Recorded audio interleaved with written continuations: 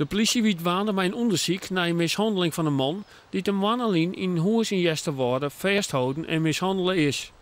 Bij de huiszieking aanroende sneun dienen ze een opmerkelijke vingst.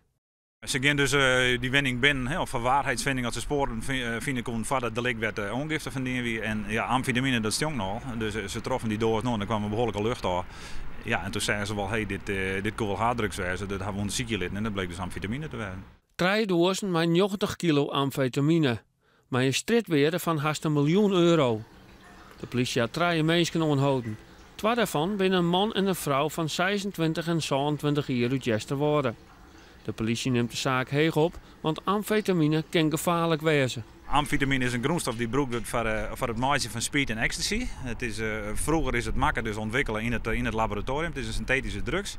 En in Vietnam bijvoorbeeld in de oorlog waren het jonge soldaten dat die lange trofvechten kon, echt als een pepmiddel. De politie denkt dat er sprake is van een groter netwerk en verwacht het in kwart meer mensen aan te houden.